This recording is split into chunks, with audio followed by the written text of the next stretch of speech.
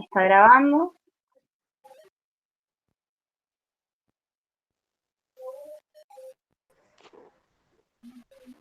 Y ahora capaz se escucha un ruido raro.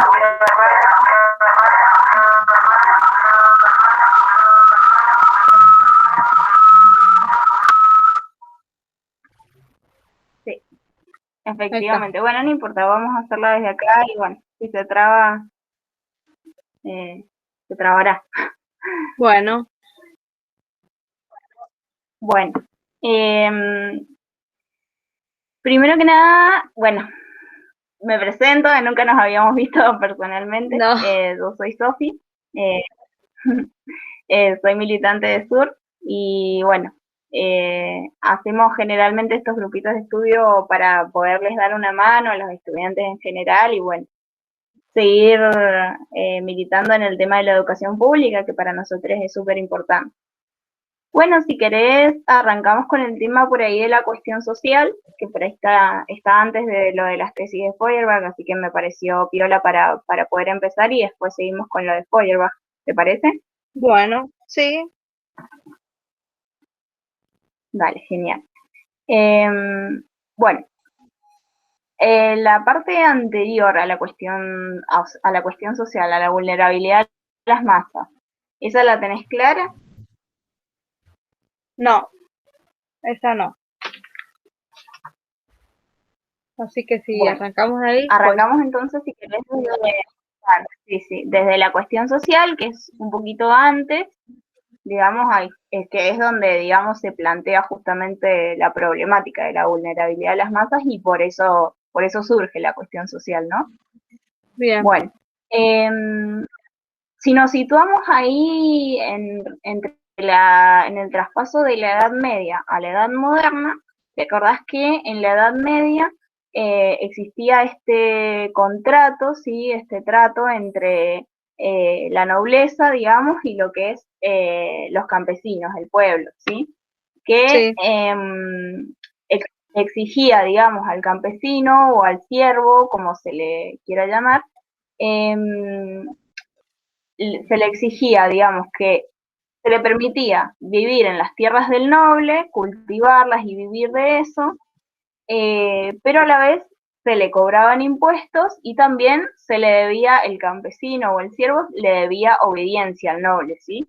Era como, bueno, si, no sé, si había un servicio que le pudieran brindar al noble, lo hacían de manera gratuita, obviamente. Simplemente por el hecho de que el noble era un ser superior, de una raza superior, porque Dios así lo había querido, ¿sí? Sí. Y no se cuestionaban muchas cosas. Dios regía la vida de todos los seres humanos en ese momento, entonces las cosas malas o las cosas buenas que pasaran siempre eran obra de Dios y siempre tenían un fin. Siempre era porque Dios así lo había querido. Entonces, después de varias epidemias, de varias situaciones, de varios procesos históricos que hicieron a la gente preguntarse si realmente existía Dios, se empieza a cuestionar todas estas clases sociales, digamos que todos estos estratos sociales que existían en esa época, todos estas posiciones de poder que dictaminaban sus vidas, digamos, se empiezan a cuestionar estos tratos bastante injustos porque, eh, digamos, lo único a lo que podía acceder el campesino era a una vivienda y a comida de lo que él cultivara, ¿no? Pero se le Sí. cobraban impuestos muy altos y se le debía obediencia total al noble. Y este a cambio lo único que le ofrecía era protección, y en algunos casos era necesaria y en otros no tanto, digamos. Si no eras un pueblo que estuviera en peleas constantes o en guerras constantes, por ahí no la necesitabas tanto a la protección. Bueno, en fin, se empieza a cuestionar todo esto, empiezan a haber muchos avances científicos, está la revolución científica que también está en otra de las clases, al principio obviamente costó un montón, los científicos de esa época muchos eran asesinados, bueno, Galilei fue asesinado brutalmente, y eran escarmientos públicos y toda esa, digamos, cizaña para justamente evitar que la ciencia, digamos, avanzara, pero cada vez que se producían avances más significativos, más se le iba dando valor a la ciencia y más esta iba creciendo, ¿no? Entonces, en un punto, ya la gente que ya se empezaba a cuestionar todo este tipo de cosas, ya iba haciendo su vida. ¿Qué hacían? Se empiezan a formar lo que son los pequeños burgos, que eran pequeños pueblos de comerciantes. Gente que se había cansado de este contrato social bastante injusto y se había ido a ciudades abandonadas no por abandonarlas así como así, sino porque habían quedado despobladas por distintas guerras, distintas invasiones, distintas cosas, distintas situaciones. Entonces esta gente se mudaba a lo que eran los burgos para poder comercializar la plata que ellos quisieran sin tener que pagarle ningún tipo de impuestos a nadie, ¿sí? Entonces cada vez iban haciendo más ricos y cada vez iban teniendo más poder. Empezaban a contratar empleados, por ejemplo, se empiezan a ver cosas de la burguesía que tenemos hoy por hoy súper naturalizadas, pero en ese momento recién estaban surgiendo. Entonces, esto sumado a los avances en la ciencia, ¿qué acontecimiento nace? El de la revolución industrial, ¿sí? Primero la máquina a vapor y todo esto, y después la revolución industrial se empieza a producir en masa, entonces, y a la vez se instaura cada vez más el tema de la propiedad privada. Las personas, digamos, que podían acceder a comprar un terreno, eran solamente las que ya tenían un capital establecido. Las otras no. Y antes no existía la propiedad privada. Acuérdate, antes los campesinos vivían en los terrenos de los nobles que se los brindaban a cambio de esos impuestos y esa protección y ese trabajo de la tierra y bueno, todo eso. Entonces, ¿qué pasaba?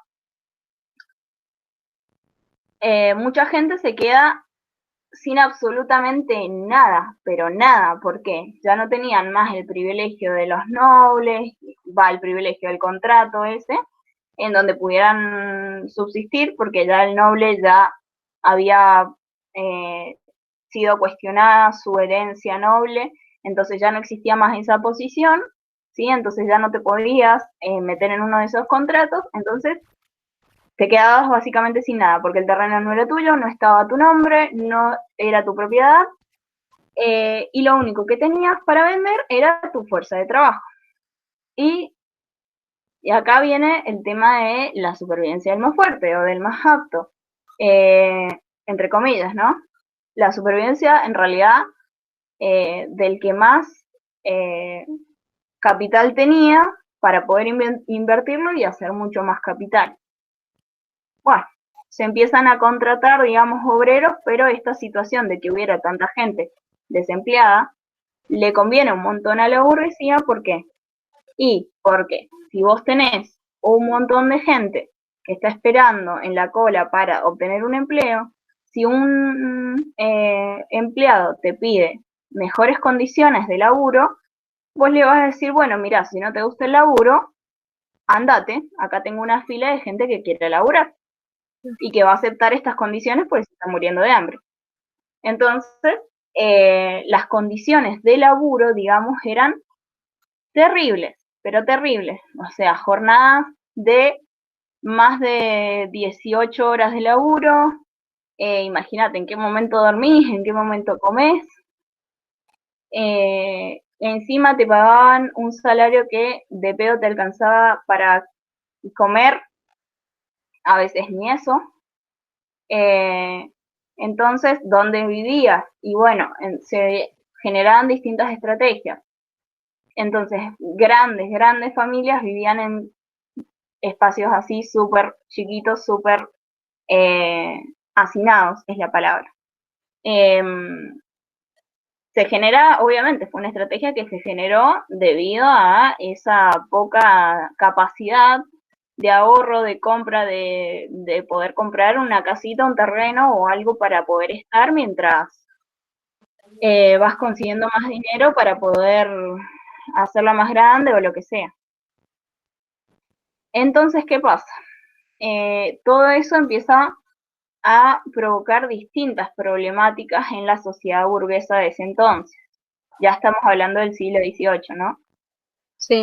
Más o menos alrededor de 1830 se empieza a cuestionar qué era lo que estaba pasando, porque habían cada vez más enfermedades, más epidemias, más adicciones, iba a decir drogadicción, pero bueno, las drogas están como un poco más a través del tiempo. Más adelante en el tiempo, digamos, pero sí adicciones como problemáticas como el alcohol y ese tipo de cosas. La prostitución, la delincuencia, todo ese tipo de problemáticas empezaban a aparecer porque, justamente porque habían condiciones injustas de laburo, entonces ellos mismos, estas mismas personas, buscaban alternativas económicas que les fueran más rentables y que le permitieran tener una vida más sana, digamos, por así decirlo, una vida con un poco más de derechos humanos. Entonces, la sociedad, y a esto la sociedad burguesa, en realidad lo que le empieza a preocupar a los grandes capitalistas, a los grandes empleadores, no es tanto las epidemias, más allá de que sí, le preocupaban, pero no es tanto eso, sino que también en distintos bares ya se empezaban a hablar de organizaciones sindicales, de derechos laborales, de si nos organizamos entre todos los empleados, podemos hacerle un pedido al empleador de un aumento de sueldo, y todo eso afectaba en las ganancias de los grandes capitalistas, y ellos justamente lo que no quieren es soltar un centavo, ¿no? Entonces, hace que esta sociedad se pregunte justamente por qué pasaba todo esto, qué era lo que estaba mal. Bueno, la respuesta era muy simple, pero bueno. Y empiezan a haber distintas respuestas, como es el tema de la filantropía, bueno, etc. Entonces, ¿qué es la vulnerabilidad de las masas? Es justamente esta situación que estaba sucediendo. El tema de que mucha gente empleada, literalmente con laburo, porque ahora vos decís, o sea, digo, en la sociedad hoy en día, las personas que por ahí son sometidas a explotación laboral ni siquiera se asemejan a las condiciones de la explotación laboral de esa época.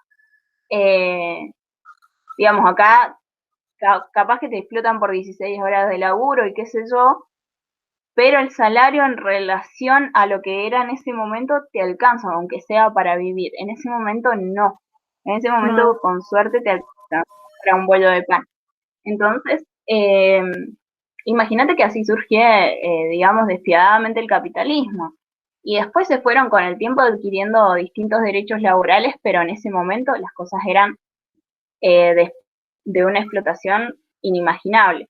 Entonces, bueno, la sociedad, la población, digamos, vulnerable sería esa. La vulneración de las masas sería esa gran cantidad de población, eso sería las masas, que estaba en situación de riesgo de vida o de vulnerabilidad. Digo, para que lo puedas definir, si te preguntan una definición concreta, es gran cantidad de población, que eso significaría masas, Sí. que está en gran riesgo su método de supervivencia y su vida, por ende, digamos. No sé si se entendió un poco. Sí, sí. Buenísimo. Bueno, y ahora sí podemos pasar más a lo de las tesis de Feuerbach. Por ahí está bueno eso que hay un escrito especialmente, no sé si lo tienen ahora en la página de Filo, o sea, en la UNCU virtual, pero el profe Rossi hizo un Excel, creo que era un Excel, o un documento en particular, en donde dice los nombres de los filósofos, los nombres y la pronunciación al español, porque son bastante complejos. Por ejemplo, a Hobbes lo suelen leer como Hobbes, porque Ove, se escribe ajá, así. sí, Claro. A Locke, a Locke lo suelen leer como Locke, porque así también se escribe. Después a Rousseau lo suelen leer como Rousseau, porque también así se escribe. Feuerbach también es re complicado el cómo se escribe, creo que es Feuerbach, algo así. sí, En realidad es Feuerbach. Bueno, en fin, te van a tomar escrito ahora, pero en algún momento, si te hacen rendir oral o algo por el estilo, ya lo sabes. sí. Em, bueno, cuestión que entonces empezamos con las tesis de Feuerbach. Yo por ahí, en realidad lo importante de eso no es que te sepas las tesis de Feuerbach en particular, sino qué era lo que decía Marx de cada una de las tesis de Feuerbach. ¿A qué se refiere con cierta frase? Me parece que eso es lo que te pueden llegar a preguntar de, por ejemplo, ¿a qué se refiere Marx con tal cosa? Cuando hace las En, críticas hacia Feuerbach. en el examen anterior me preguntaron que dijera una de las tesis bueno, del autor y tranquila y me decía que la explicara con mis palabras relacionando con otra tesis. Ah, complejo. Un Claro, poco muy, por complejo, eso yo que todo, claro. Bueno, acá yo las tengo escritas para que las veamos una por una. De memoria obviamente que no me las sé, pero las podemos ir leyendo y desglosando una por una. En realidad, ya te digo, todas las tesis en particular no son las tesis de Feuerbach, son las tesis de crítica que le hizo Marx a Feuerbach, ¿sí? Las tesis de Feuerbach te las pone antes, un segmento antes de este que ya te digo cuál es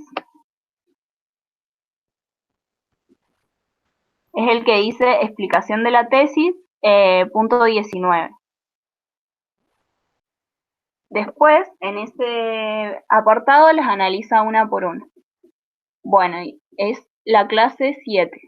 Bueno, y dice, el defecto fundamental de todo el materialismo anterior, incluido el de Feuerbach, es que solo concibe las cosas, la realidad, la sensoriedad, bajo la forma de objeto o de contemplación, pero no como actividad sensorial humana, no como práctica, no de un modo subjetivo. Acá lo más importante para entender a Marx es que Marx, a ver, partiendo desde la base, ¿qué es lo que dice Feuerbach? Feuerbach dice que en realidad nosotros estamos alienados o enajenados en torno a la religión, que los seres humanos en general están alienados. ¿Qué quiere decir alienado? Alien significa otro, ¿sí? sí, Entonces, en términos coloquiales, lo que significa alienado es tengo el pensamiento de otro, si otro está pensando por mí. ¿Qué es lo que hace la religión? Instaurarnos una doctrina de tal forma que nosotros pensemos justamente como ellos quieren que pensemos, ¿no?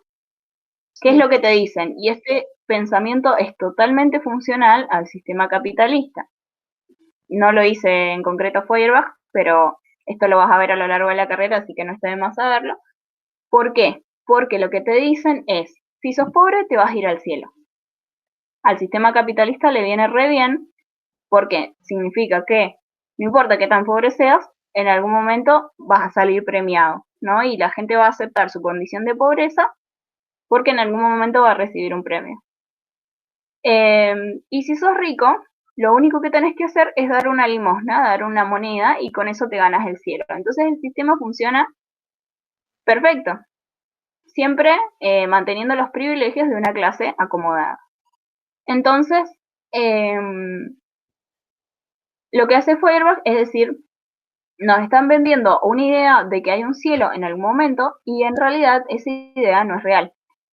En realidad, en lo que hay que creer, y acá es donde Marx lo critica, porque lo que él dice es, en lo que hay que creer es en el hombre, o en la humanidad.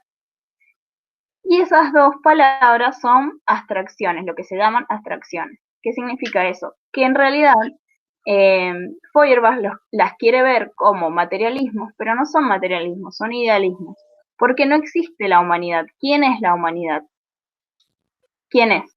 O sea, ¿que es una entidad real? No, es un concepto. La humanidad es solamente un concepto. ¿Sí? No hay una persona que se llame humanidad, no hay un concepto claro, o sea, no hay un objeto que se llame humanidad, no. La humanidad es simplemente un concepto. Entonces, es lo que le critica Marx a Feuerbach. Marx le dice, en realidad vos estás queriendo referir a cosas materialistas, pero en realidad te terminás igual refiriendo a cosas idealistas. ¿Sí? Y acá en la primera tesis, en particular, le dice que el materialismo anterior al que se refiere es, entre otros, el de los filósofos de la naturaleza. Bueno, el materialismo anterior que bueno, a partir de la realidad, ya no las ficciones religiosas, ha querido ser realista y no estar apegado a las ilusiones, espíritus, dioses o las cosas imaginarias. El problema es que estos materialistas ingenuos entienden a la materia solo como objetos y no como actividad, no como práctica.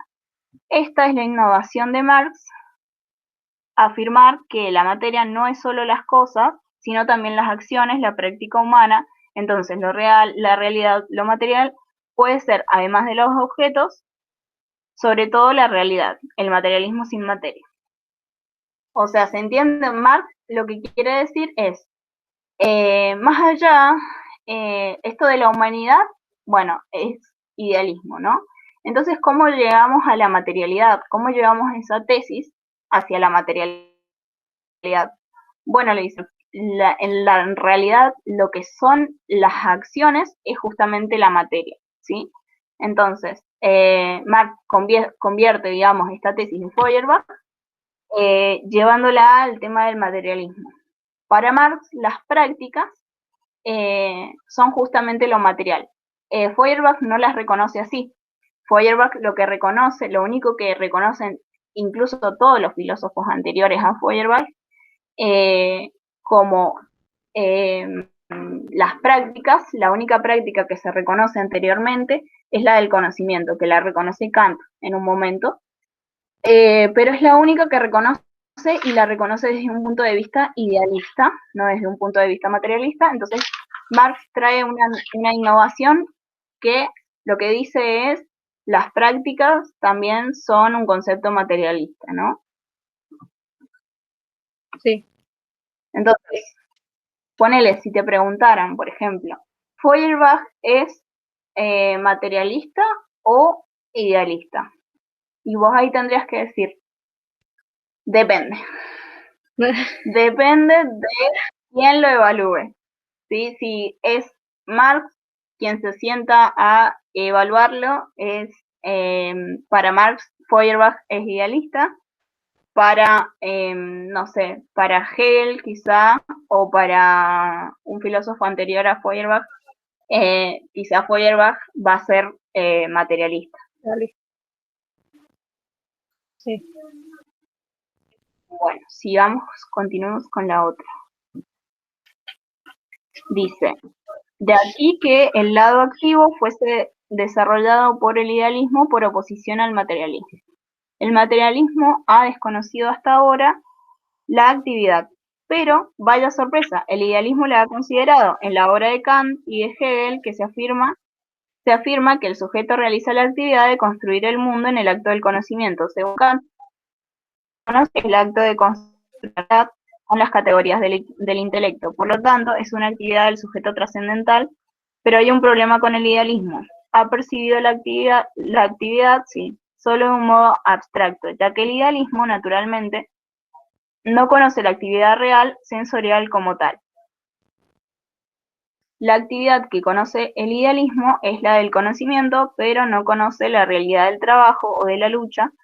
Conocer es una actividad, es cierto, pero no hay que olvidarse de que agacharse, ponerse y ensuciarse las manos es la actividad que hacen el 99% de los seres humanos que existen y que han existido, y esto el idealismo de Kant lo desconoce. Bueno, eso es lo que te decía recién.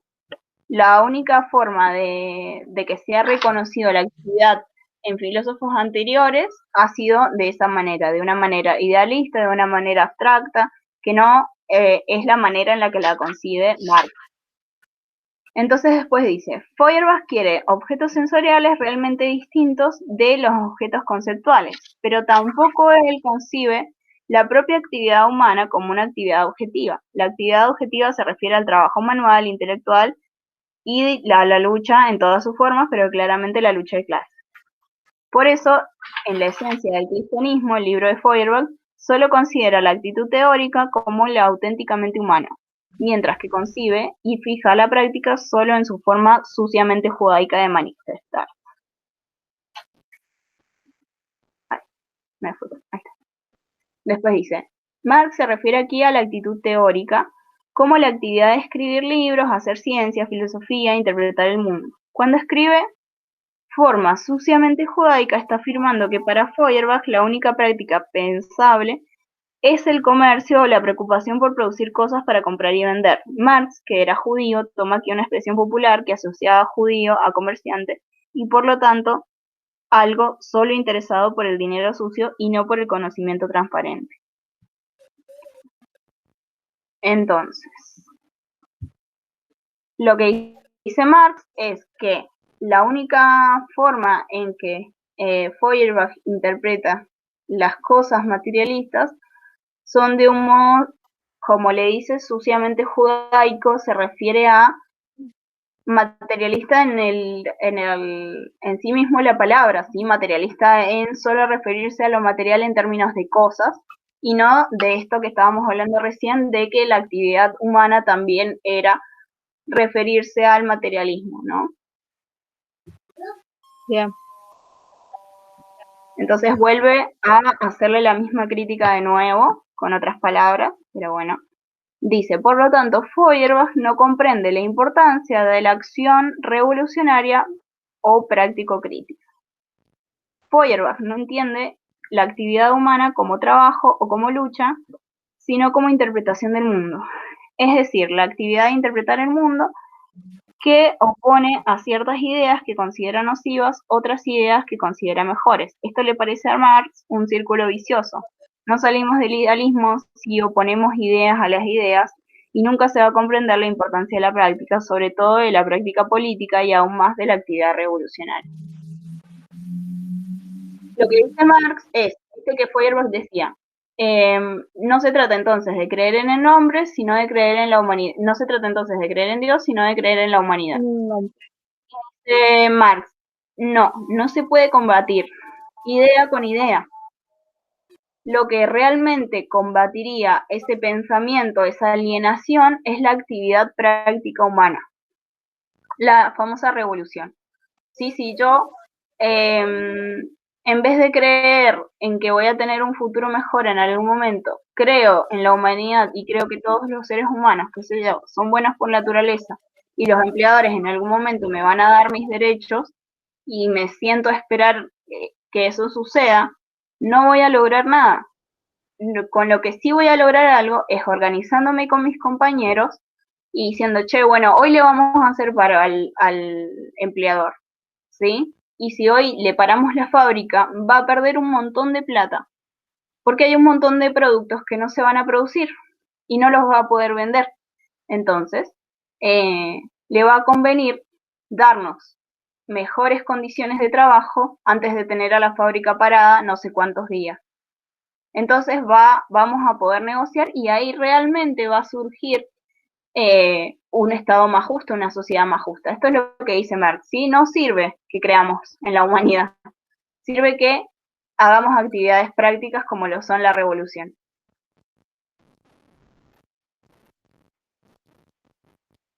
Entonces después dice, Feuerbach no entiende la actividad humana como trabajo o lucha, sino como interpretación del mundo. Es decir, la actividad de interpretar el mundo que opone a ciertas ideas que considera nocivas. Ah, esa es la que leí recién, me parece. Sí, sí. Sí.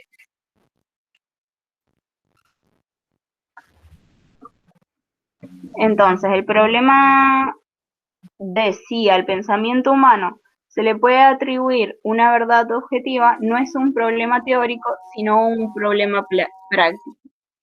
Frente a la pregunta, ¿cómo podemos conocer la verdad? Podríamos responder desde la fe, un pensamiento es verdadero si refleja la palabra de Dios, o desde el idealismo, del lenguaje, podríamos responder que es verdadero si es lógico, o desde el empirismo responderíamos que algo es verdadero si refleja los objetos del mundo tal cual son. Frente a todo eso, Marx dice, el problema de la verdad es un problema práctico. Algo es verdadero si se hace real. Y después dice abajo, es en la práctica en donde el hombre tiene que demostrar la verdad, es decir, la realidad y el poderío, la terrenalidad de su pensamiento, el litigio sobre la realidad o la irrealidad de un pensamiento que se aísla de la práctica es un problema puramente escolástico, o sea, medieval. Bien. La verdad de un pensamiento es el poder de ese pensamiento de hacerse realidad, la potencia de ese pensamiento de hacer las cosas prácticas y transformaciones existan, de hacer que las cosas prácticas y transformaciones existan. Un pensamiento puede ser muy seductor, muy fascinante, muy sutil, muy bien argumentado, pero si no tiene terrenalidad, si no tiene posibilidad real de existir, de hacerse práctica, de practicarse, no es verdadero. O sea, lo que decía Feuerbach estaba buenísimo. Él cuestionaba a la iglesia y decía, en realidad toda esta institución la han montado para poder seguir sosteniendo ciertos privilegios que tienen las clases eclesiásticas o el poder, digamos, del clero, ¿sí? Entonces, lo que le dice Mark es, sí, es verdad, tenés razón, eso está pasando, pero ¿qué hacemos? Un discurso es muy bonito, pero necesitamos actuar. Si la verdad solamente es verdad si se pone en práctica. Si yo te digo, che, mañana voy a hacer tal cosa, porque yo pienso que, no sé, el patriarcado se tiene que caer. Entonces mañana voy a organizar una marcha en pedido de Ni Una Menos, ¿sí? Para que no se mueran las pibas. Pero en realidad yo lo que hago es tener un lindo discurso, pero en realidad no hago nada objetivamente para poder cambiarla en realidad, para poder transformarla. Claro. Entonces, realmente mi discurso no está valiendo de nada. No sirve de nada las palabras bonitas que yo pueda decir si realmente no me estoy moviendo para que la realidad cambie. Eso es lo que dice Marx básicamente. Después dice, la teoría materialista de que los hombres son producto de las circunstancias y de la educación y de que, por lo tanto, los hombres modificados son producto de circunstancias distintas y de una educación modificada, olvida que son los hombres, precisamente, los que hacen que cambien las circunstancias y que el propio educador necesita ser educado. Conduce, pues, forzosamente a la sociedad en dos partes, una de las cuales está por encima de la sociedad, así como, por ejemplo, en Robert Owen, esa era una de las pelis, la conciencia de la modificación de las circunstancias y de la actividad humana solo puede concebirse y entenderse racionalmente como práctica revolucionaria. Entonces, dice Marx, está de acuerdo con la teoría materialista de que los hombres son producto de las circunstancias, entonces en esto Marx le dice a Feuerbach, tenés razón, los hombres son producto de la educación a la que han sido sometidos durante largos años. Si toda la vida hemos sido criados en la religión católica, es de esa forma, en la forma en la que vamos a pensar, muy posiblemente. Pero Marx ahí lo que le dice es, o sea, lo que plantea Feuerbach es que esto se soluciona educando a la población. Y Marx le dice, no, a ver, sí, es verdad, la educación es importante, pero no se puede dar cualquier clase de educación. Tiene que ser una educación específica, una educación en donde realmente se critique los privilegios que tiene una clase social acomodada, ¿sí?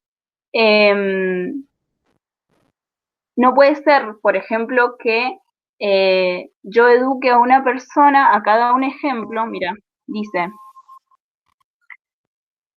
a ver,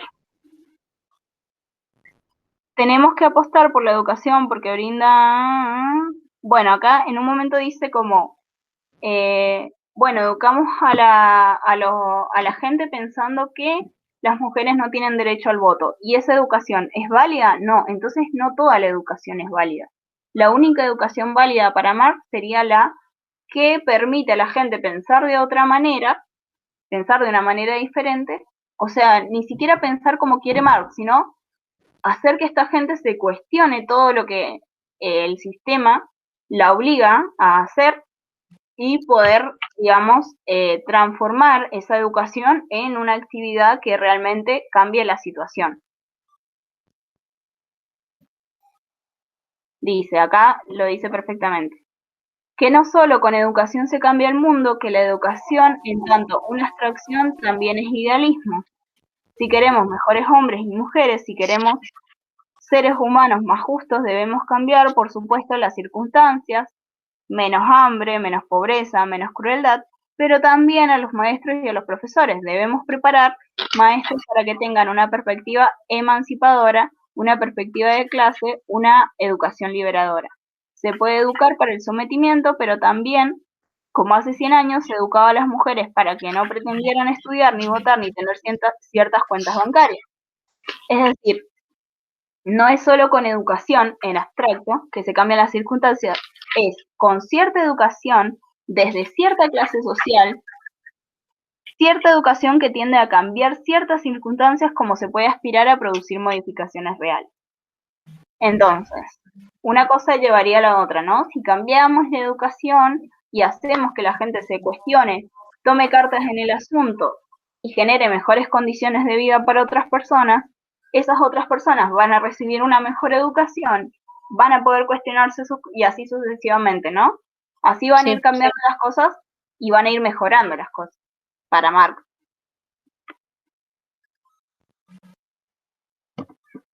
Existe una educación para el sometimiento y otra diferente para la transformación. Según qué clase social la diseñe, la educación así es más solo una abstracción, una idea que se enfrenta a otra idea, como la idea de el hombre que se opone a la de Dios en la filosofía de Feuerbach. Son dos interpretaciones, dos ideas. Pero lo que le falta a la filosofía de Feuerbach es ver la práctica educativa concreta. ¿Qué efectos tiene esa práctica educativa? ¿Produce liberación, liberadores, habilita para la emancipación? Entonces, bueno, nada, le hace exactamente la misma crítica que le viene haciendo desde el principio. Le dice, vos lo que estás hablando, lo que estás haciendo es hablar de abstracciones, no sirve de nada de hablar de educación así como así. Tenemos que hablar de cuál es la educación que necesitamos y qué va a producir esa educación para que a su vez produzca mejoras en la calidad de vida de la gente. Bueno, después Bien. Dice la otra tesis, ¿por cuál vamos? Por la 6, me parece. No, por la 4. Dice, Feuerbach arranca de la autoenajenación religiosa, del desdoblamiento del mundo en un mundo religioso, imaginario y otro real. Su cometido consiste en disolver el mundo religioso, reduciéndolo a su base terrenal. No advierte que, después de realizar esta labor, queda por hacer lo principal, entender por qué ese desdoblamiento ha sobrevivido tantos siglos. En efecto, el que la base terrenal se separe de sí misma y se plasme en las nubes como reino independiente, lo hace toda religión o ideología. Solo puede explicarse por el propio desgarramiento y la contradicción de esta base terrenal consigo misma. La división cielo-tierra no es más que la proyección de la división de las clases sociales en explotadores y explotados. Por lo tanto, lo primero que hay que hacer es comprender a esta, la sociedad de clases, en su contradicción, y luego revolucionarla prácticamente eliminando la contradicción, lograr una sociedad sin clases. Por consiguiente, después descubrir en la familia terrena el secreto de la Sagrada Familia es un invento de la modernidad que se creó con el modelo de la familia burguesa, hay que criticar teóricamente y revolucionar prácticamente ella. Acá una aclaración pequeña de esto sobre lo de la familia burguesa, que bueno, seguramente lo has visto en trabajo 1, pero lo repasamos como para tener una idea, es el tema de la familia más que nada nuclear o familia burguesa, que también es un sinónimo. ¿Qué quiere decir? Mamá, papá, hijo, hija, o 3 hijos, pero nunca demasiados hijos, nunca mamá, papá y abuela o abuelos, nunca mamá, papá y un amigo o una amiga, no sé. Obviamente, para la familia burguesa, nunca papá y papá, nunca mamá y mamá. Lo que hace este modelo de educación de familia, digamos, el objetivo con el que está creado este modelo es con el objetivo de que en esa época, cuando arranca todo esto que decíamos recién de la gran revolución industrial y la vulnerabilidad de las masas, acordate que empieza a surgir este problema del hacinamiento. Mucha gente viviendo en un solo lugar. Entonces, si vos instaurabas que este era el modelo de familia que se tenía que seguir y llevar adelante, entonces te ahorrabas ese problema de que estuvieran todos hacinados en un mismo lugar. ¿Por qué? Porque la familia nuclear era mamá, papá, nene y nena, nada más. Eh, entonces ya no habían tantas personas conviviendo en un mismo lugar y creían poder solucionar las cosas de esa manera. Hay una chica que va a entrar. Ahí la acepté. Hola Vicky.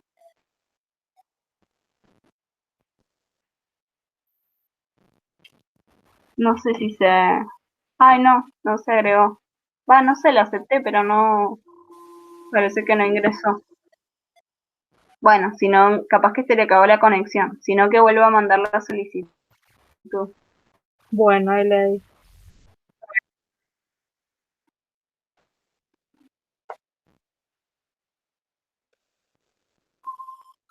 Ah, ahí está, mira. Claro, se le había caído el internet capaz. Hola Vicky, ¿cómo estás? Estamos por las tesis de Feuerbach.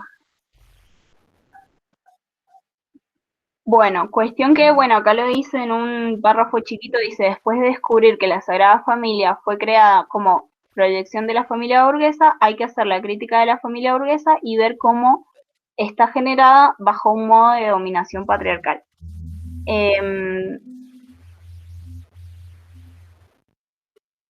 Bueno, lo del modo de dominación patriarcal lo podemos ver más adelante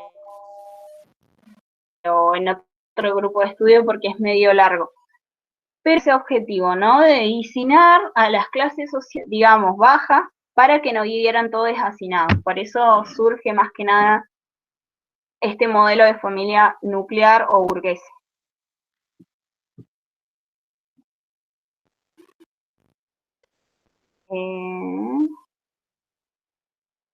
Y después dice, Feuerbach, no contento con el pensamiento abstracto, apela a la contemplación sensorial, pero no concibe la sensoriedad como una actividad sensorial humana práctica.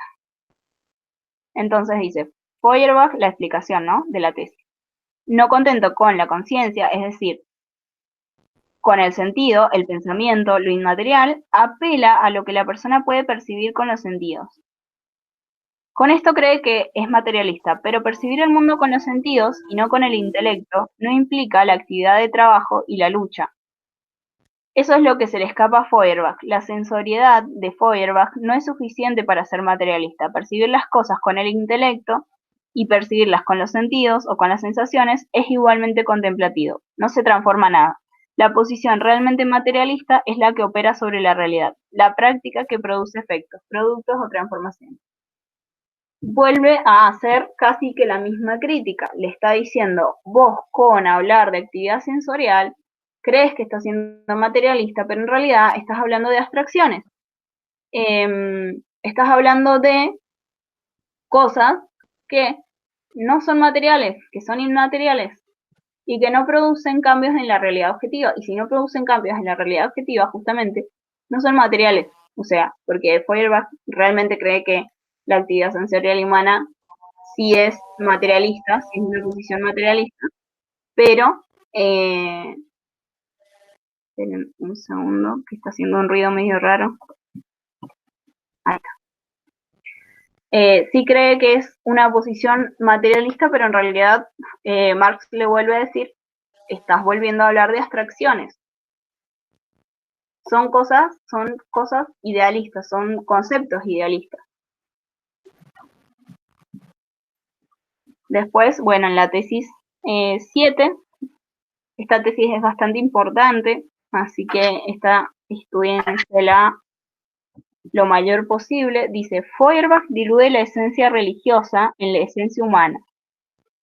Pero la esencia humana no es algo abstracto, inherente a cada individuo. Es, en su realidad, el conjunto de las relaciones sociales. Entonces, Feuerbach diluye el alma en algo así como la persona humana. Pero esa persona humana no existe en tanto lo esencial de cada uno. En otras palabras, si bien no podemos decir que tenemos un alma celestial, una esencia otorgada por Dios, tampoco podemos decir que tenemos una esencia individual de que cada uno es así porque nació así. Si queremos conservar el término esencia, este debería ser aplicado a algo exterior al individuo. Esto sería el conjunto de todas las relaciones sociales que han hecho del individuo lo que es. La esencia, entonces, no es nada íntimo, ni nada profundo, ni nada auténtico o privado. La esencia está afuera, es exterior, es compleja, es histórica. Es el entramado de relaciones sociales a lo largo de la historia. Dice, Feuerbach no cree en Dios, pero cree en los individuos, en la humanidad, que eso es otra forma de fe. Esto es lo que critica Marx por la simple razón de que ni el individuo abstracto, aislado, ni la humedad, ni la humanidad, en tanto sujeto, existen. ¿Qué es lo que existe entonces? Existe el conjunto de las relaciones sociales. Esto es real para Marx. Relaciones entre el capital y la fuerza de trabajo, entre los que compran y los que venden, entre los hombres y las mujeres, entre los adultos y los niños, entre las distintas razas, entre los obreros y los patrones, los vecinos y los... Bueno, relaciones sociales contradictorias, conflictivas, de dominación, de lucha o de reforma, de liberación, de alianzas, de encuentros, de confrontación, de revolución. Las relaciones que a lo largo de la historia en su conjunto constituyeron la esencia del humano si queremos conservar ese término viejo de esencia. Entonces acá le vuelvo a decir lo mismo. Cuando hablas de humanidad, estás hablando de una abstracción, ¿sí? Una abstracción es algo que no se puede ver ni tocar, ¿sí? Es algo inmaterial, entonces está siendo idealista de todas formas, y lo que podría transformar ese concepto de persona humana al concepto más materialista de Marx es este concepto de que habla del conjunto de las relaciones sociales.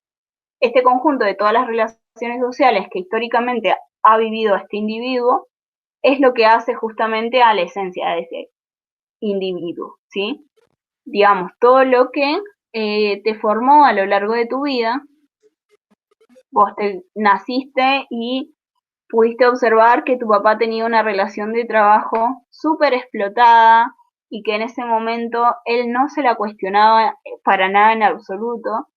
Él te decía, mirá, las cosas son así, el sistema está dado así, y esto es tu futuro, vos vas a trabajar igual que yo, te van a explotar, vas a tener el mismo salario, vas a tener que trabajar la misma cantidad de horas. Si todo ese eh, conjunto de entramado social que se da en un momento histórico determinado, porque por algo son así las cosas, es lo que a vos te está formando como persona y es lo que dice Marx que a lo que le podemos llamar esencia, o para transformar, digamos, ese concepto más idealista en algo materialismo, en algo más materialista, ay, no me sale la palabra, es el entramado de las relaciones sociales a lo largo de la historia. Entonces, dice, Feuerbach no cree en Dios, pero cree en los individuos, en la humanidad, otra forma de fe. Ah, bueno, eso es lo que ya leí, me parece, sí. Entonces, entraríamos en la tesis... Ah, miento, recién eran las 6, esta es la 7. Dice, Feuerbach no ve, por tanto, que el sentimiento religioso es también un producto social, una construcción social, que no baja del cielo, sino que responde a intereses sociales, a intereses de grupos y clases específicas, y que el individuo abstracto que él analiza pertenece en realidad a una determinada forma de sociedad.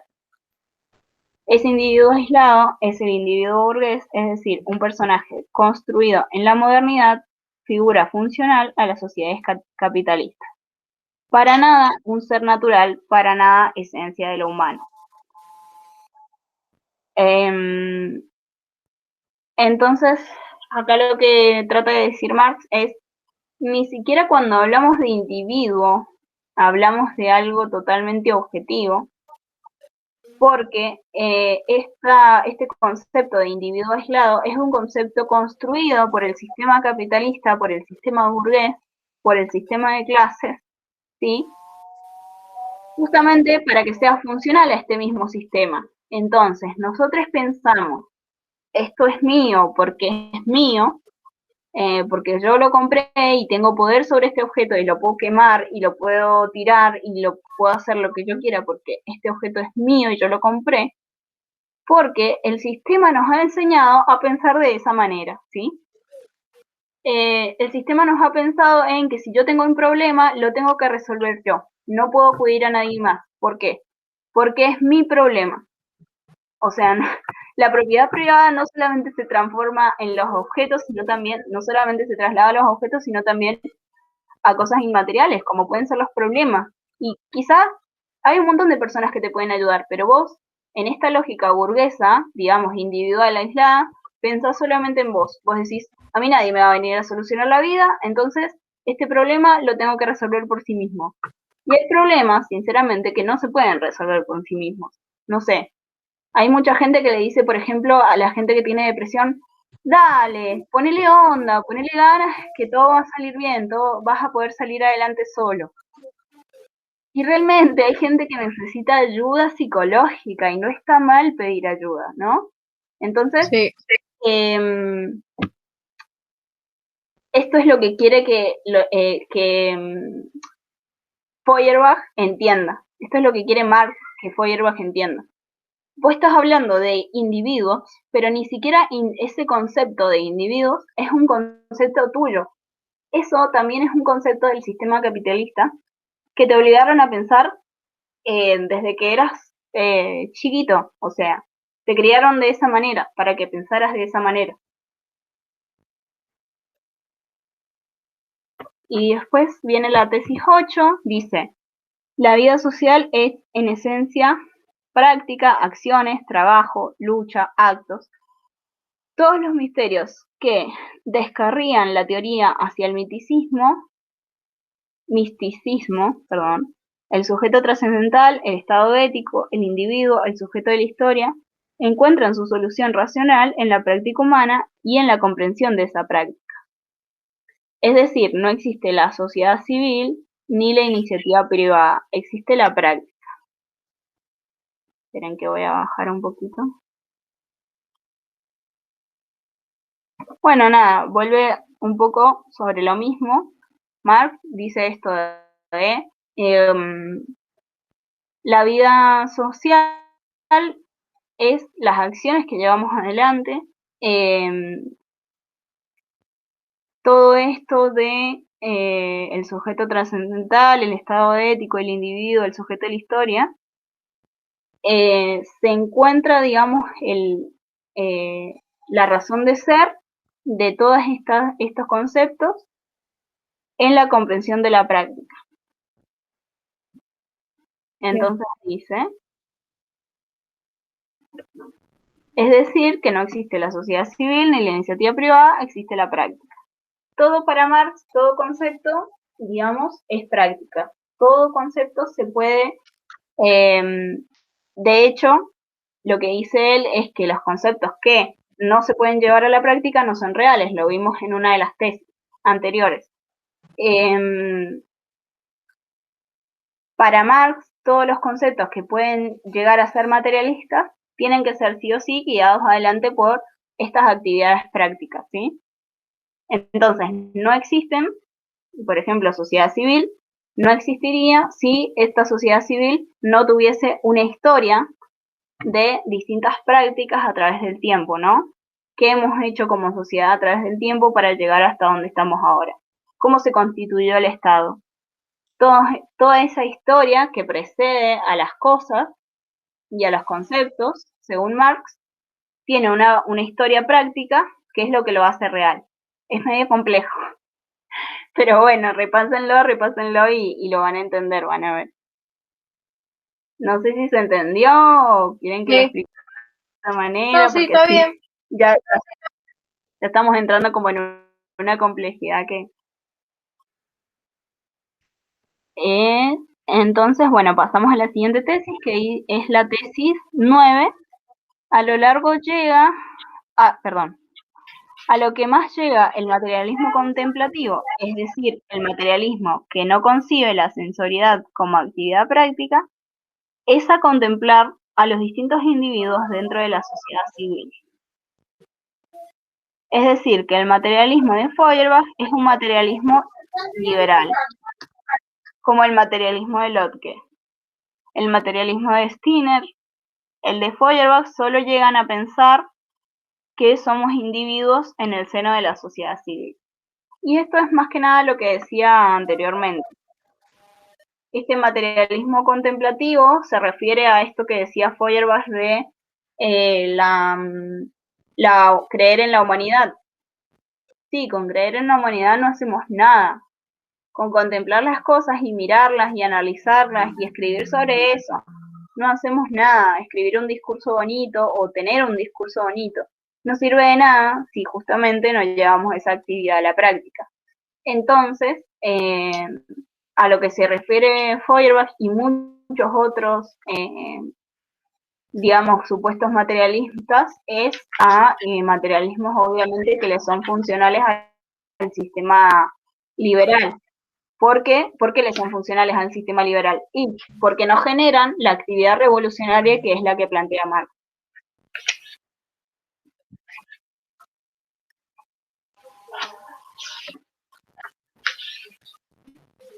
Después dice, el punto de vista, esta es la tesis 10, el punto de vista del antiguo materialismo es la sociedad civil, el del nuevo materialismo, la sociedad humana o la humanidad socializada. Mucho después, en 1960, Althusser va a difundir un término que ya estaba en Marx, formaciones económico-sociales.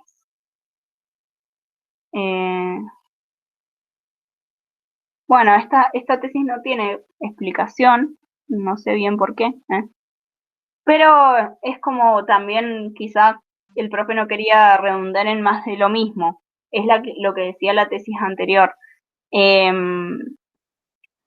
Ese materialismo del que hablan es el materialismo de la sociedad civil, el punto de vista anterior al materialismo este que está planteando Marx, que es un materialismo más histórico. Como ya les decía en la tesis anterior, un materialismo obviamente funcional a la sociedad y al sistema liberal, capitalista o como le quieran llamar. Después, en la tesis 11 dice, los filósofos no han hecho más que interpretar de diversos modos el mundo, pero lo que se trata es de transformarlo. Y esta es la conclusión final de Marx, porque dice, finalmente la famosa frase, ya no se trata de interpretar, de buscarle sentido al mundo, no se trata de pelearse por quién descubrió el sentido verdadero, se trata de las prácticas que son productivas, transformadoras y que pueden ser también revolucionarias. Entonces Marx dice, para ser un filósofo posta hay que incentivar a la revolución, incentivar a las prácticas revolucionarias. Si no, de nada sirve ser un filósofo en esta era. Si no estás cuestionando el sistema capitalista y no estás invitando a la gente a que lo cuestione y a que lo transforme, porque de nada sirve cuestionarlo solamente, sino que sirve también poder transformarlo. Y bueno, acá se acaban las tesis. No sé si se entendió bien. Después, bueno, vas a poder ver el video también para poder repasar un poco, así que cualquier cosa que haya quedado ahí medio en el tintero, la puedes volver a ver, si no me mandan un mensajito o lo que sea y lo puedo volver a explicar. ¿Quieren que hagamos un repasito por los contractualistas? ¿Por los qué? Los contractualistas, o sea, Hobbes, Locke y Rousseau. Ah, sí. Bueno, primero que nada, ¿por qué se llaman los contractualistas? Los tres tienen esta idea de contrato social. Ahora vamos a eso. ¿Quién está primero? Primero está Hobbes. Hobbes hace, que ustedes le dicen Hobbes, seguramente, porque así se escribe. Él primero se imagina un estado de naturaleza y dice, yo en este estado de naturaleza, miento, el individuo en este estado de naturaleza, lo que hace es desear cosas, ¿sí? Como todo individuo, para sobrevivir y para otras cosas también, otras cosas que desee satisfacer. Por ejemplo, quiere una manzana y va hasta un árbol de manzana y lo toma, porque no hay nadie que le prohíba hacer absolutamente nada, entonces lo hace. Y lo que dice Hobbes es que somos seres individuales, individuos, que somos seres aislados por naturaleza, entonces no estaríamos todos juntos tratando de sobrevivir, sino que estaríamos cada uno por su lado, en teoría, ¿no? Entonces, ¿qué pasa si justo hay otra persona, no sé, mi vecino, que quiere también una manzana, y supongamos que en el árbol hay solamente una? Entonces, ¿qué hacemos? ¿Y acá quién sobreviviría? O sea, primero que nada, ¿cómo se resolvería este conflicto? Y mediante la violencia. ¿Y quién sobreviviría? No quien tenga razón, o quien tenga más hambre, o no sé, quien solo pueda comer manzanas, sino quien sea más fuerte, ¿sí? Entonces sería como un trato bastante injusto. Entonces lo que dice Hobbes es que al surgir esta necesidad de que haya un tercero intermedio, digamos, que haga intermediario para poder hacer justicia, es donde surge el Estado. El Estado surge porque hay personas que van a delegar, digamos, ciertas libertades a un Estado que va a administrar esas libertades para que no dañen a otras personas, ¿sí? Entonces ya no vas a tener la libertad de hacer lo que quieras porque va a haber un Estado que va a estar regulando las cosas que haces. Obviamente la violencia no va a estar permitida en ese Estado. No te van a poder hacer daño, digamos. Locke, que ustedes le dicen Locke, seguramente. Locke se imagina también lo mismo, un estado de naturaleza, pero acá Locke difiere un poco con Hobbes y dice que somos seres sociales por naturaleza. Y va a decir que no vamos a ceder todos los derechos al Estado, sino que vamos a ceder solo el derecho de hacer justicia por mano propia. ¿Sí? Las otras libertades individuales las vamos a seguir sosteniendo, las vamos a seguir teniendo. Solo lo que vamos a ceder va a ser el derecho a hacer justicia por mano propia. ¿Sí? Porque imagínense si se robaba la manzana y me hacía daño, entonces yo iba después y lo mataba.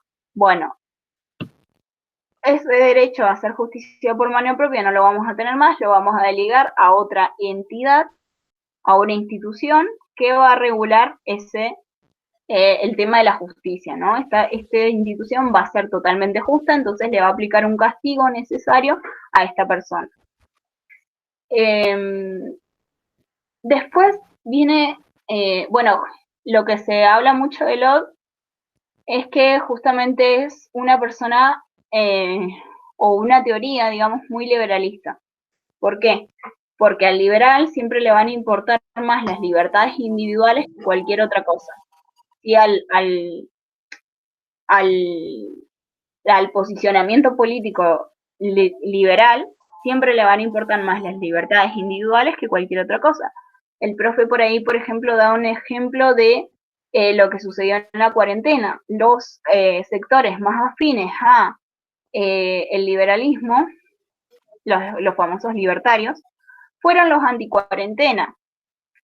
Y en realidad hacían valer más su derecho a salir y a divertirse que el derecho de las personas a tener salud, que el derecho de las personas a que no se colapsara el sistema sanitario, ¿sí? Entonces, es por eso que a Locke se lo critica justamente porque su punto de vista es totalmente liberal. ¿Sí? Él no dice vamos a ceder todas las libertades al Estado, sino que vamos a ceder solamente la libertad de hacer justicia por mano propia. Entonces, lo que plantea, por ejemplo, Hobbes es un Estado monárquico absoluto.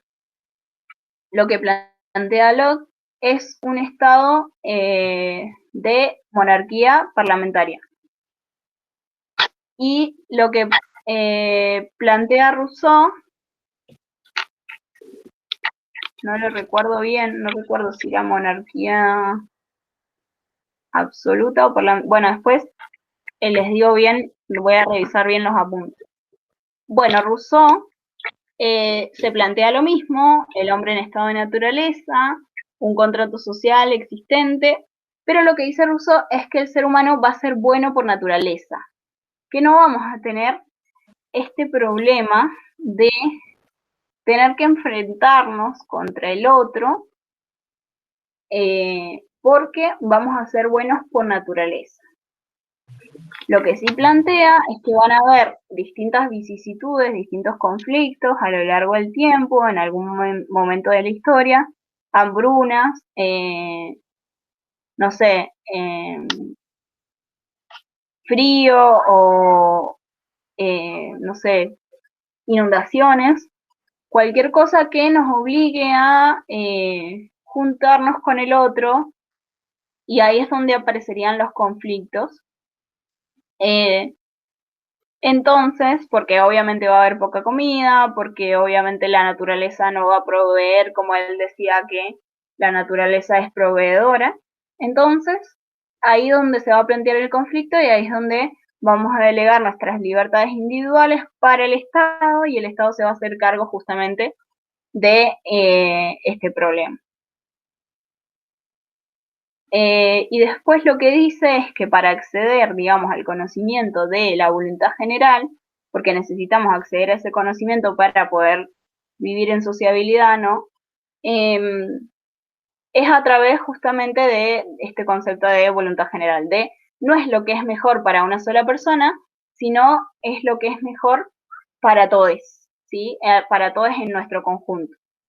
¿Por qué? Porque no sirve de nada que una persona esté bien y todos los demás estén mal. Sí. Entonces lo que dice Rousseau es que vamos a delegar nuestras libertades individuales bajo este concepto de voluntad general para poder hacer que todos estemos cómodos según nuestras necesidades. Sí, es cortito, por ahí los conceptos que más interesa que recuerden es esto de que Rousseau hablaba de la voluntad general, de que Rousseau decía que el ser humano es bueno por naturaleza, Locke con esto que les contaba de las libertades individuales. Me olvidé de decirles también un concepto importante para Locke que es el de que el individuo va a respetar una ley natural por el simple hecho de ser humano, o sea, la tiene como preinstalada antes de toda esta situación. Él va a respetar la vida de los otros. Lo que no se va a respetar por ahí es la propiedad privada, que es lo más importante que se respete. Entonces puede llegar a surgir esto de el robo o el hurto, o problemas o conflictos relacionados con la propiedad privada. Entonces por eso es que se delegan las responsabilidades al Estado para que el Estado haga justicia, ¿no? No todas las responsabilidades ni todas las libertades, sino solo la de hacer justicia por mano propia para Locke. Y Hobbes justamente es, digamos, el que da inicio a todas estas teorías sobre el Estado. Y él dice que esto, que somos seres sociales, que no somos seres sociales, que somos seres aislados por naturaleza,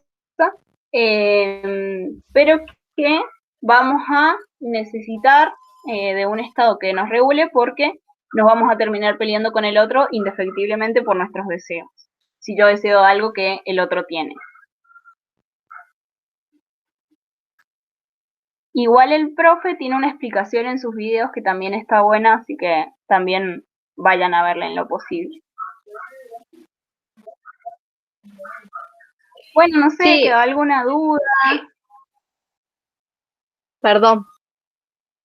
Sí, igual Dime, Juli. estaba leyendo el examen anterior y sobre esos filósofos es como que nos hacen preguntas, por ejemplo, sobre Hobbes, para él, la sociedad, qué es lo que es, y te sale como varias opciones y creo, bueno, que es mecanismo, pero te sale un montón de opciones, entonces como que ahí es donde se te confunden más las cosas cuando hablan de los filósofos. Ah, claro. Sí, sí, claro, sí, sí. Claro, es que todos Igual que, los contractualistas van a pensar justamente eso, que la sociedad es un mecanismo, o sea, ¿por qué un mecanismo? Porque funcionan todos los engranajes en un mecanismo. Si hay un engranaje que no está, la sociedad no funciona. Entonces lo que dicen es como que todas las personas, todo lo que funciona en la sociedad tiene un objetivo y está todo unido. Antes, en la Edad Media, se pensaba, por ejemplo, en sociedades orgánicas. ¿Cómo es un organismo, por ejemplo? Y un organismo está bien compacto, bien unido. Eh, no hay nada que se pueda sacar o reemplazar porque se rompe.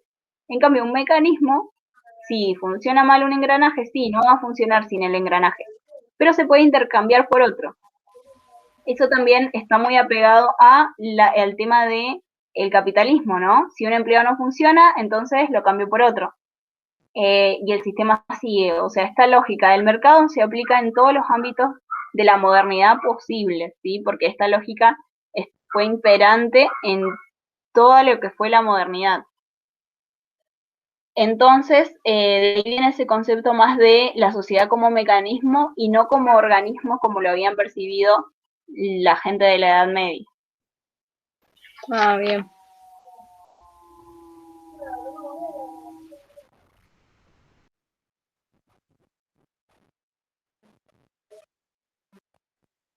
Tengo otra pregunta. Uh-huh.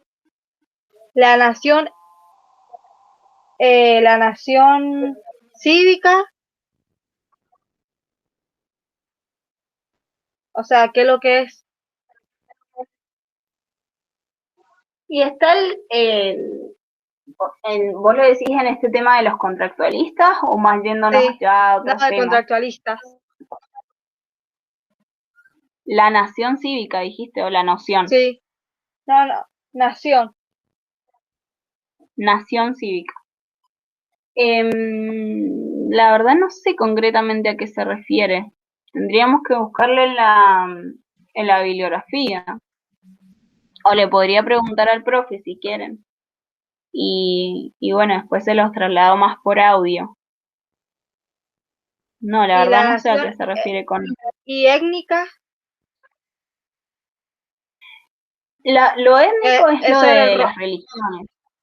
es sobre el romanticismo. Ah, bien, bien, claro, un poco más adelante.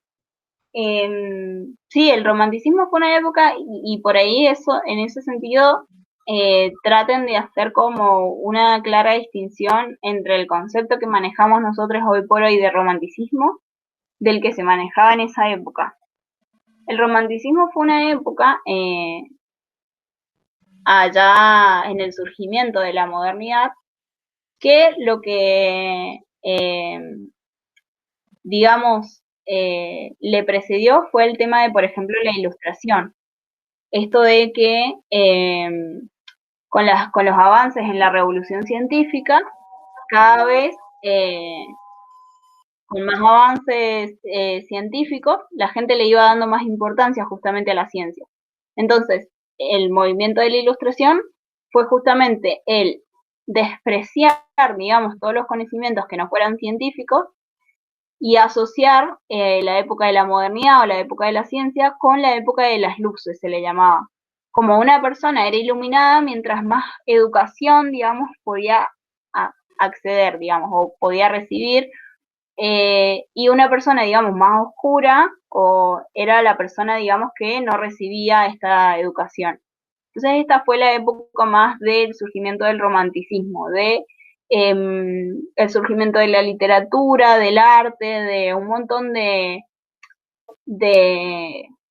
cambios culturales que se fueron dando a través de la revolución científica y a través de los nuevos cambios que se venían dando. O sea, no solamente en el ámbito de la ciencia fue en donde se creció en relación al conocimiento, sino también en relación a el arte. Por ejemplo, se pudo empezar a hablar de perspectiva, los cuadros empezaban a tener dimensiones, se empezaba a dibujar en 3D, por ejemplo, las pinturas también tenían dimensiones, las construcciones ya se hacían de diferente manera también porque existían otros conocimientos en relación a la arquitectura. Toda esta época fue la del romanticismo, toda esta época de eh, empezar a ver distintos cambios en la cultura que hacían evolucionar justamente a la sociedad. Bien, bien.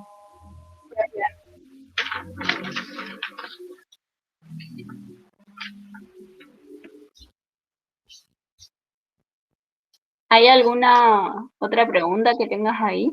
Vicky, creo que estás Eh, hablando, pero estás con el micrófono desactivado.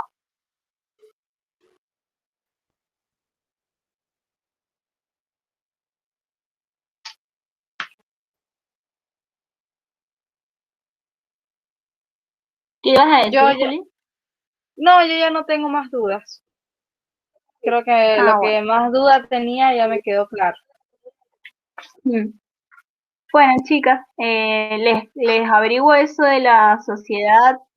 ¿Cómo era sociedad civil? Me lo voy a anotar. Sí, Eh, o era algo de sobrenación también.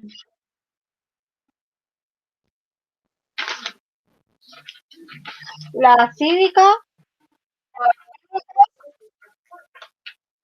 Sociedad cívica. exacto. Y la étnica, bueno, que es la que me explicaste. Ajá. Y étnica. Bueno, eso se los averigua y trato de mandarles un audio hoy. ¿Mañana rinden? Sí, ¿Mañana a qué hora? a las 8:30. Ajá. Eh, tempranísimo. Bueno, no, Sí. sí, va a tener que ser hoy, sí o sí, porque si no, no van a llegar. Bueno, muchos éxitos para mañana, no se pongan nerviosas, estén tranquilas, el profe es piola, los profes son piola, eh, así que tranqui con eso, traten de redactar lo mejor posible, como para que se entienda, para que se pueda leer, relean las preguntas, tómense su tiempo, no estén asustadas con el tema del tiempo, porque eso les va a jugar en contra. Como creo que es mejor eh, dedicarse a responder lo mejor posible todas las preguntas que responderlas así nomás por estar jugadas con el tiempo y después justamente que eso te juegue en contra. Así Sí. que eso, traten de tomarse su tiempo, de estar tranquilas, tienen tiempo para rendir, así que tranqui, se les va a alcanzar seguramente. Y bueno, una vez que lo tengan, digamos, listo el examen, pónganselo a revisar, si les queda un tiempito, pónganselo a revisar lo más posible por si les queda algún error o algo, y ya ahí ya lo mandan y bueno. Y tranqui, es una nota, tampoco se les va a caer el mundo ni la vida, así que tranqui con eso. Bueno, gracias, Sofi. Bueno, chicas, Nos mucha vemos. suerte y nos estamos viendo. Gracias. Un besito. Chao, chao. Chao, chao.